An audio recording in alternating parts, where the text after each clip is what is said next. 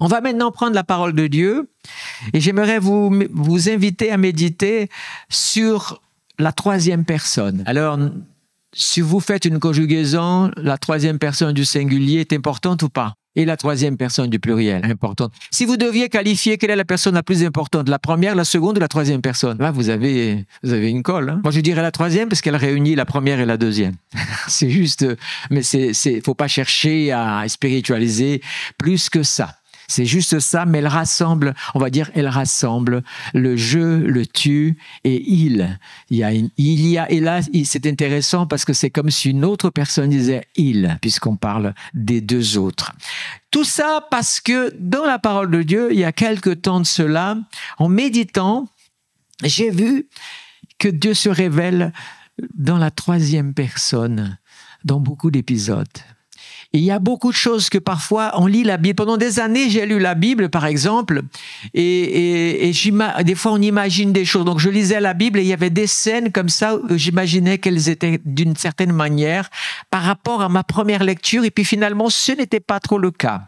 Alors, la lecture que je vais faire ici, c'est dans Genèse chapitre 18, dans la seconde 21, c'est du verset 1 à 3, 10, 13, 14, 16 à 17, 19, 22, 32 à 33. Je vais lire le texte. Et j'aimerais, c'est une méditation qui demande peut-être juste un petit peu plus d'attention qu'à l'habitude, parce que voici ce que dit le texte.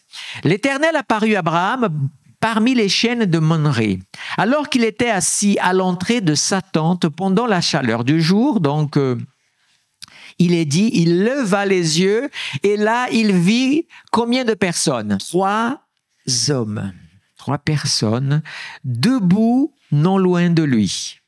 Quand il les vit, il courut depuis l'entrée de sa tente à leur rencontre et se prosterna jusqu'à terre. Drôle d'habitude quand même, hein? Il faut se mettre dans un contexte de l'hospitalité en Orient. Donc ces 3 hommes, il les voit. Je vous assure que c'était 3 hommes à la vue d'Abraham, mais parce qu'il avait ce sens de l'accueil, il se met à genoux parce que ce sont des étrangers qu'il ne connaît pas et qu'il se dit peut-être c'est des voyageurs qui passent et je ne peux pas laisser ces voyageurs poursuivre leur chemin. Si Dieu a permis qu'ils passent par moi, je veux être une bénédiction pour eux et donc je veux les accueillir. Il leur dit, Seigneur, si j'ai trouvé grâce à tes yeux, ne passe pas loin de ton serviteur. Quand Abraham dit Seigneur, le mot ici c'est Adonai, mais pas dans le sens de Dieu qui est dans le ciel, mais Adonai le Seigneur, même si on utilise ce nom aussi pour Dieu, parce que c'est le Seigneur. Et donc, il dit, si tu trouves grâce à mes yeux, reste non loin de ton serviteur. L'un des deux, commençons, n'oubliez pas, c'est le 3e personnage que je vais vous parler dans la Bible aujourd'hui. Donc là, nous en avons 3, mais c'est le 3e qui va nous intéresser. L'un d'eux dit, et pour moi, plus tard vous allez comprendre, c'est le 3e personnage qui parle ici. Pour l'instant, on ne peut pas dire, ils n'ont pas numéro 1, 2, 3 sur eux, bien sûr, mais l'un va dire, j'ai sauté le texte, on donne les partitions, je reviendrai vers toi à la même époque et ta femme Sarah aura un fils.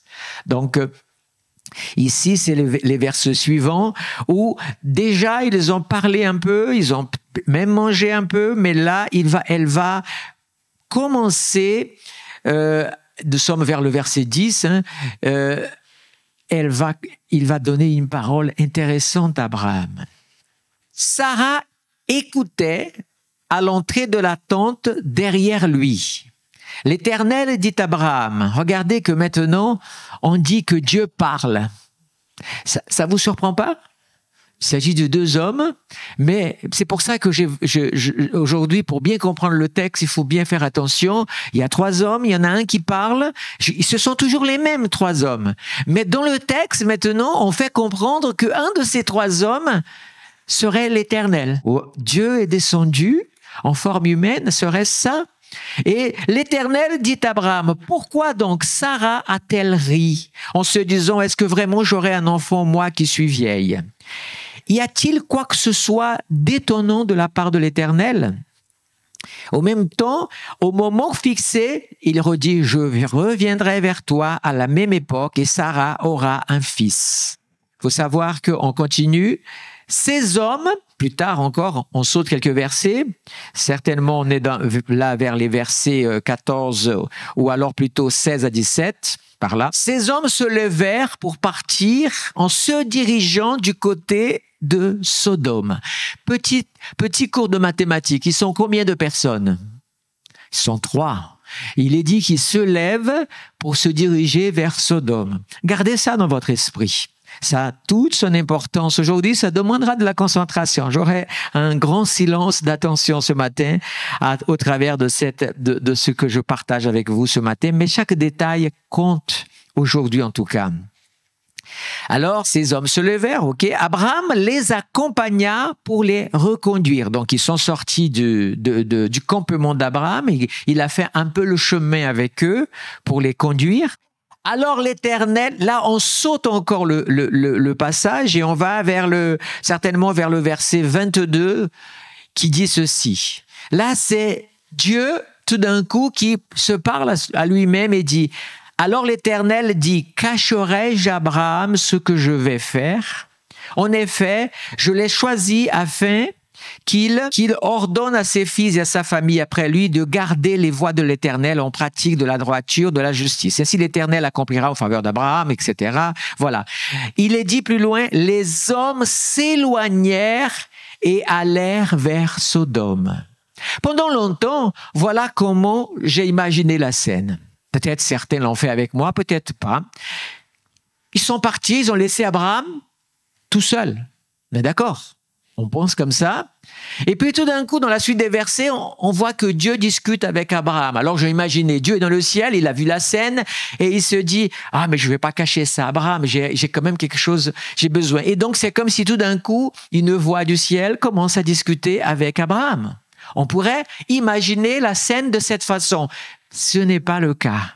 En fait, des 3, les hommes se levèrent, mais il n'y en a que 2 qui sont partis et un est resté avec lui.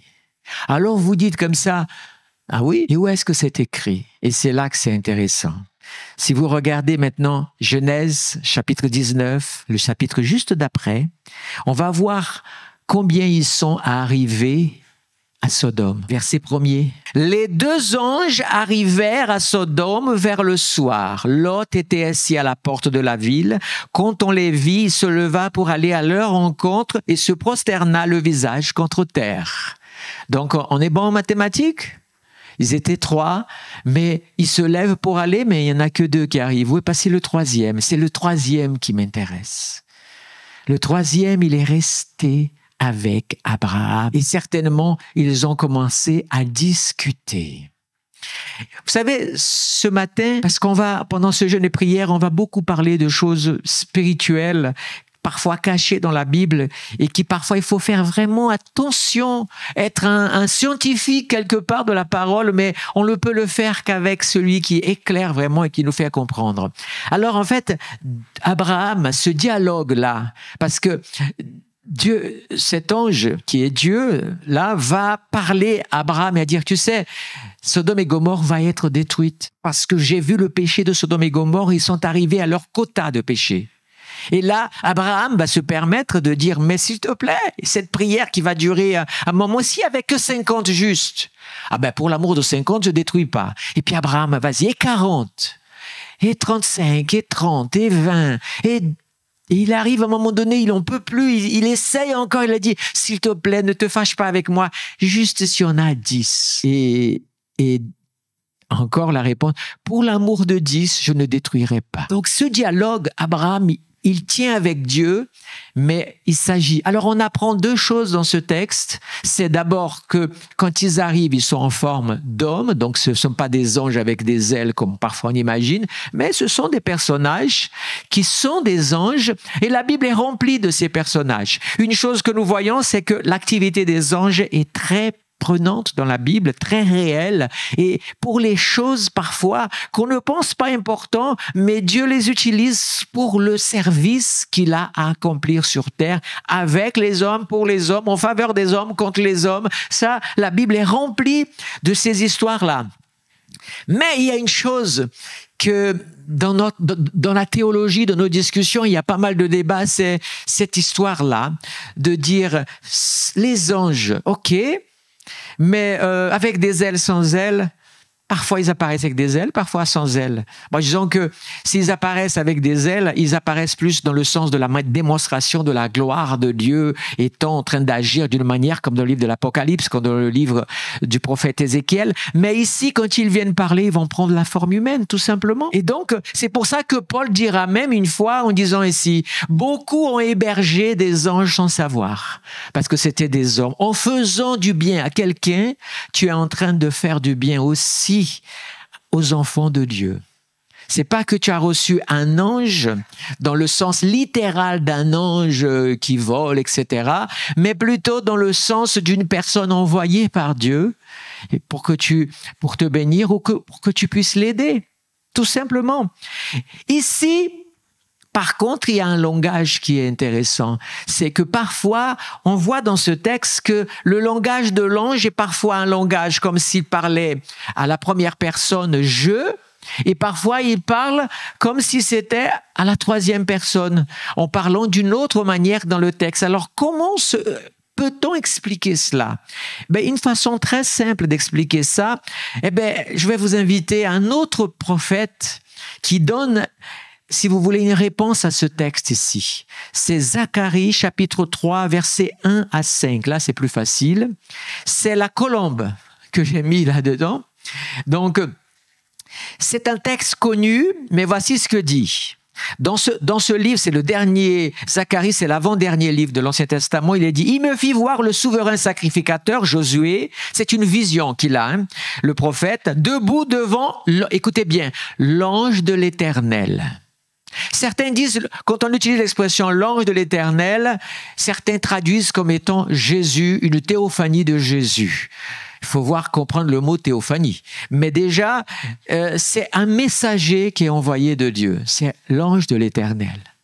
Parfois, on peut utiliser ce terme dans le Nouveau Testament en parlant de quelqu'un qui parle au nom de Dieu, comme un prédicateur, comme un prophète, quel que soit, et on dit c'est un envoyé de l'Éternel, c'est un représentant. La meilleure façon de comprendre cela, on peut le prendre dans la diplomatie des nations, c'est les ambassadeurs. Vous voyez, un ambassadeur, il n'est pas dans son pays, il est dans un autre pays, mais il est son pays dans ce pays-là. Et c'est pour ça que quand il y a un conflit, quelle est la première personne qu'on appelle? L'ambassadeur. Et je vous assure que quand un ambassadeur quitte un pays, c'est que les choses sont pas très faciles. Ce qui va arriver peut être la guerre.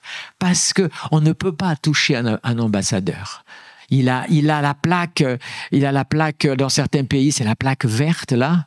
Et donc, quand on voit, ça c'est quelqu'un qui travaille pour l'ambassade ou pour un consulat, quand il passe, il a la valise diplomatique. Donc, on ne fouille pas sa valise. Parce que il a un laissez-passer, il a un passage. Et si quelqu'un par hasard touchait à l'ambassadeur, c'est comme si on touchait au pays qui les représente. Donc cette idée, on la trouve dans la Bible quand Dieu envoie ses messagers. C'est l'ange de l'Éternel, c'est l'ange qui est envoyé par l'Éternel. Mais regardez comment est le langage dans ce texte. Il y avait devant, il y avait l'ange de l'Éternel et il y avait aussi Satan qui était debout à droite pour l'accuser. Ici, la Bible nous révèle quelque chose d'intéressant, c'est que devant Dieu, il y a toujours un accusateur, c'est le rôle de Satan. Et il y a un défenseur, c'est le rôle de l'envoyé de l'Éternel. On dit que Jésus est notre avocat auprès du Père. Amen. L'Éternel dit à Satan, regardez le langage, c'est là qu'on comprend que ce n'est pas Dieu dans sa personne, du trône de sa gloire qui parle, mais bien un ange qui parle au nom de l'Éternel. Parce que regardez, moi je dirais pas comme ça. L'Éternel dit à Satan que l'Éternel te réprime. C'est pas très français ça. On est d'accord? On dit pas ça. Moi je dis à quelqu'un, on va dire comme ça, dans le cas, sois béni au nom du Seigneur. Je te bénis au nom du Seigneur. On peut utiliser, mais j'utilise le nom du Seigneur, mais moi, je dirais pas que l'Éternel te bénisse au nom de l'Éternel. C'est pas quelque chose qui est dans le langage. L'ange utilise cela parce qu'à la fois, il représente l'Éternel, mais il est sous l'autorité de l'Éternel. Il n'est pas Dieu dans son essence. Il est bien un ange, puisque c'est l'ange de l'Éternel qui est là. Il a un langage qui est comme celui d'un ambassadeur. Il parle, mais il est sous l'autorité de celui qui l'a envoyé. Amen. Que l'Éternel, donc, te reprime. Satan, que l'Éternel te réprime, lui qui a fait porter son choix sur Jérusalem. L'ange parle, pourtant il parle au nom de l'Éternel, il représente l'Éternel, mais il a un langage qui montre qu'il est là, un représentant, mais au service de l'Éternel. Donc, à partir de là, je ne vais pas aller plus loin dans cette lecture, mais vous pouvez la lire tranquille. Vous comprenez que chez Abraham, il discutait bien avec cet ange, et cet ange représentait Dieu dans le message qu'il avait. Alors, le troisième personnage, donc, c'est celui qui parle au nom de l'Éternel. C'est le représentant qui représente Dieu. Il est dit dans le chapitre 6 encore de Zacharie, je vais vous lire, il est dit « La parole de l'Éternel me fut adressée en ces mots. Tu prendras de l'argent, de l'or et tu feras des couronnes et tu les mettras sur la tête du souverain sacrificateur Josué, fils de Jéhozadak. Tu diras, ainsi parle l'Éternel des armées. Voici un homme dont le nom est Germe. Josué, et pourtant on utilise le mot ici Germe, qui est un nom qui a été utilisé pour Jésus. Germe, c'est, vous savez, dans la végétation, la chose qui naît. La première chose qui apparaît, quand on voit ça, on se dit « Ah, ça prend vie, ça prend vie. Il va y avoir une plante, il va y avoir quelque chose, c'est le germe. » Gloire à l'Éternel. Passant tout cet aspect un peu technique, je voudrais maintenant vous rappeler que dans la parole de Dieu, il y a toujours un personnage, et très souvent le troisième personnage. Et quand nous regardons, nous, à la Trinité, comme on appelle, on dit Père, Fils, Saint-Esprit. On dit que le troisième personnage, c'est qui dans la Trinité? Je vous rappelle que ce n'est pas dans le sens doctrinal de la Bible qu'on dit ça, mais dans le sens de ce qui a été dit par ce qu'on appelle les pères de l'Église. Première personne, c'est Dieu. Deuxième personne, Jésus. Troisième, le Saint-Esprit. Sauf que on peut pas dire ça. C'est ça qui est terrible et c'est pour ça qu'on comprend jamais. On peut pas exprimer. Aucun mot ne peut exprimer la Trinité parce que c'est trois en un et en un trois. On ne parle que d'une personne. Et la meilleure façon d'illustrer ça, c'est Jésus, parce qu'il est l'alpha et l'oméga, le commencement et la fin. Il est le troisième personnage. Mais en même temps, quand on regarde l'histoire de l'humanité, on voit que la création nous montre que Jésus est le troisième personnage. Vous voulez, on va à la création? Au commencement, Genèse 1, au commencement, Dieu, donc Dieu le Père. Au commencement, Dieu, et on dit, créa les cieux et la terre était informe et vide. Ok, c'était le chaos. Et là, il est dit, deuxième personnage, le Saint-Esprit. Et l'Esprit de Dieu était sur la surface des eaux. On ne voit toujours pas Jésus ici. On voit le Saint-Esprit à la deuxième place. Mais après, Dieu dit. Et à partir du moment où Dieu dit, ça veut dire Dieu parle. Et qui est la voix de Dieu? Qui est celui qui parle? La voix dans le désert, la voix, c'est Jésus. Il apparaît. Les trois étaient là, mais il apparaît comme la troisième personne au moment de la création. Toujours trois personnes.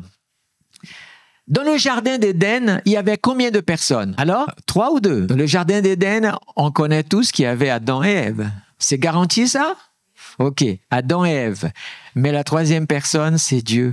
Parce que tous les jours, Dieu venait les voir à la fin. C'est ça ou pas? Dieu venait les voir. De quelle manière Dieu venait les voir? Pas comme le Dieu du ciel qu'on ne peut pas voir, mais comme un personnage qui vient voir et qui vient passer un moment. C'était Dieu, mais un personnage qui était là dans le jardin. Le troisième personnage était Dieu aussi. Gloire à Dieu. À la croix du Calvaire, combien de personnes étaient condamnées pour mourir ce jour-là? Crucifiées? Non, 2. Les 2 brigands, des fois. Jésus, ça s'est passé quand? Le matin très tôt, quand on a amené. Ça a été jugé rapidement, expédié rapidement. Jésus est le troisième personnage de la croix. Il est le centre et à côté, il y a les 2 brigands. Mais Jésus est le troisième personnage à la croix. On continue encore. La résurrection. Si vous lisez Matthieu, si vous lisez Marc, si vous lisez Luc, si vous lisez Jean, vous allez voir que à un moment donné, il y a un ange qui est assis sur une pierre, à un moment donné, un ange qui ouvre la pierre. Mais Luc et Jean parlent de 2 anges.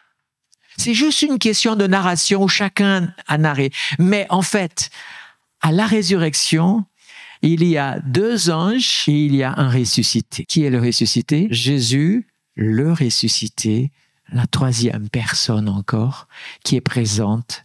Les 2 anges, vous savez, Marie de Magdala, elle a vu, les anges ont parlé, elle est restée dans le jardin, mais quand celui qui est venu lui parler, le troisième. Encore autre chose. À la création du monde encore, le 3e jour, qu'est-ce que Dieu a créé? Je sais que c'est pas évident de se rappeler, mais j'ai lu, donc je peux vous le dire. Le 3e jour, Dieu a créé les océans, les rivières, les lacs et tout. Dieu a séparé, a fait apparaître la terre sèche et Dieu a fait aussi pousser la verdure. Qu'est-ce que tout cela résume? Que 3e jour, Dieu a créé la vie végétale et animale. Ça veut dire la vie. Et cela est un symbole de qui est Jésus. Quand Jésus est venu sur terre, nous étions condamnés par nos péchés à la mort, nous étions dans nos ténèbres, mais parce que Dieu a agi, Dieu a parlé, Jésus est venu et il nous donne la vie et nous avons l'espérance d'une vie. Amen. Et je vais encore vous dire une chose, 2 choses. Vous vous souvenez que Jésus était ressuscité? Il a apparu à ses disciples. Mais il y a un épisode que nous aimons tous raconter, c'est les disciples sur le chemin d'Emmaüs. Combien de disciples étaient sur le chemin d'Emmaüs? 2 disciples qui parlaient, qui marchaient. Mais il y a un 3e personnage qui s'est joint à eux. Ils ne savent pas qui c'est. Et quand il va partager le pain, ils vont découvrir, mais il va disparaître. Le 3e personnage, c'est Jésus encore. Alors, bien-aimés, nous avons une chose, et je conclure avec ça. Les 3 fêtes de l'Éternel dans la parole de Dieu sont Pâques, Pentecôte et Sukkot, la tabernacle, c'est ça. La première des fêtes, qui est donc la fête de Pâques. De quoi elle nous parle, Pâques? Dieu agit pour nous. C'est Dieu qui agit pour nous, puisque c'est Dieu qui nous libère de notre esclavage, qui nous libère de notre condamnation. La 2e fête, même, et pourtant, Jésus est représenté par le sang de l'agneau qui est offert. Mais c'est Dieu qui nous libère par Jésus. La 2e fête, c'est laquelle? C'est 50 jours après, c'est la fête de Pentecôte. C'est la fête de la récolte. Elle représente pour nous quelle fête? Elle représente 2 choses. Elle représente la descente du Saint-Esprit le jour de la Pentecôte. Mais dans le Sinaï, elle représente quoi? Le feu de Dieu qui descend comme une colonne de feu et que Dieu parle aux hommes pour leur donner sa parole, les commandements. Et Jésus, c'est le Saint-Esprit qui est mis en avant ici à la Pentecôte dans n'importe quelle église, on est d'accord? Mais nous avons la 3e fête. La 3e fête, elle est particulière, c'est celle justement de cette période. C'est une fête qui est la 3e, mais qui est composée de 3 éléments. C'est 3 dans la 3e. D'abord, le son de la trompette pour déclarer une nouvelle année. Et je vous rappelle que le son de la trompette dans la Bible annonce quoi? Jésus qui revient. Amen. Le son de la trompette parle de Jésus qui revient. Mais après, il y a un temps de jeûne et de prière. Pour quoi faire? Pour se repentir, pour se remettre en question et pour chercher la grâce et la miséricorde de Dieu jusqu'au jour du grand sacrifice, du grand pardon. Et dans lequel, qu'est-ce qu'on fait? On immole un agneau. Et cela représente le sacrifice de Christ en action, puisqu'il reçoit tous nos péchés, puisqu'il est immolé pour nos péchés. Amen. Ça, c'est ce que dit Hébreu. Jésus est le même hier, aujourd'hui, et puis la troisième, donc, c'est-à-dire celui qui a agi, celui qui agit et celui qui reviendra. Et la fête des tentes ou des tabernacles, elle représente tout simplement la présence de Dieu. Dans la troisième fête, la présence de Dieu au milieu de son peuple. Alors, tout ça pour vous dire une chose. Le troisième personnage, c'est Jésus. Et on ne peut pas se passer de lui dans notre vie. Et il y a un verset qui m'est venu ce matin, juste en étant arrivé ici, pour fermer cette boucle, et permettez le jeu de mots, c'est celui d'Ecclésiaste 4, qui dit comme ça, que si je suis seul, je ne suis pas bien. Mais si nous sommes deux, c'est mieux. C'est ça? Si nous sommes deux, si j'ai froid, je peux me réchauffer. On parle ici de quoi? Du couple. C'est vrai ou pas? On parle du couple. Si l'un tombe, l'autre se relève. C'est toujours deux. Pour le couple, c'est deux. Mais il termine le verset en disant que la corde à trois est plus solide. Ton couple sera plus solide avec Jésus, le troisième personnage dans ta vie. J'aimerais terminer par ça en disant que tout dans notre vie nous pointe vers le Seigneur Jésus. Nous avons besoin qu'il soit le Seigneur de mon couple, qu'il soit le Seigneur dans mon travail, que je puisse travailler et savoir qu'il est présent. Et c'est la place que je lui donne qui fait la différence dans ma vie. L'importance du Seigneur. On peut voyager dans la parole de Dieu de tellement de façons, mais on va trouver toujours Dieu attentif à son peuple, à ses enfants, à ses douleurs. Bien sûr que si nous sommes une personne seule, on peut faire bien des choses, mais on ne peut pas faire plus que deux personnes. Mais quand on a le Seigneur, tous nos projets réussissent dans le temps, dans la manière. Et ce que j'aimerais simplement, c'est que peut-être vous pouvez vous amuser à chercher encore cette troisième personne dans d'autres passages de la Bible. Et je pense qu'il y a des choses encore à trouver, mais Jésus se révèle d'une façon tellement merveilleuse pour nos vies. Dieu se révèle comme celui qui est attentionné vers un couple vieux qui ont eu une promesse de Dieu, mais qui attendent la confirmation. C'est Abraham et Sarah. Il arrive aussi comme quelqu'un qui vient pour juger parfois et condamner les péchés qui détruisent. Mais il est en même temps un Dieu qui a de la miséricorde. Et sa miséricorde peut faire en sorte qu'il descend son niveau de colère au minimum pour essayer de donner une chance à l'homme de se repentir et de chercher Dieu. Parce qu'il est un Dieu d'amour. Et il accepte de dialoguer avec nous. Ça veut dire que comme Abraham a dialogué avec Dieu sur le péché, combien de fois, moi aussi, dans mes erreurs, j'ai dit, mais Seigneur, c'est pas possible. Fais-moi grâce, s'il te plaît, encore. Et nous pouvons parler avec lui encore. Et Dieu est prêt encore à nous faire grâce et à renouveler sa miséricorde et à répéter sa miséricorde parce qu'il nous aime. C'est savoir que nous sommes gardés en lui, par lui. Savoir que tout ce que nous pouvons construire, si lui met sa main, ça devient plus fort, ça devient plus solide. Alors ce matin, j'aimerais simplement qu'on puisse baisser nos têtes un moment et laisser l'Esprit de Dieu parler encore à nos cœurs. Là où je n'ai pas su dire, là où je n'ai pas su exprimer, là où je ne peux pas agir, mais lui, il peut agir. Seigneur, tu es une personne importante dans ma vie. Même si j'ai ma famille, même si j'ai mon travail, même si j'ai des richesses, mais j'ai besoin de toi dans ma vie. Parce que c'est toi qui complètes tout ce que je suis. Oh, alléluia. Merci de bénir, Seigneur, ce moment. Je prie de préparer nos cœurs, Seigneur, pour ce temps où nous voulons aussi mettre à part ce temps pour être avec toi, pour chercher ta présence. Que je puisse toujours être conscient que le troisième personnage est toujours avec moi, où que j'aille. Alléluia. Je ne suis jamais seul. Il est avec moi. Dans mes voyages, il voyage avec moi. Dans mes moments de tristesse et de solitude, il est prêt à me consoler, à me fortifier. Oh Seigneur, sois loué, sois glorifié, Seigneur. Je veux bénir le nom de l'Éternel dans la vie de chacun, quels que soient les moments de ta vie, quelles que soient tes craintes, quelles que soient tes préoccupations.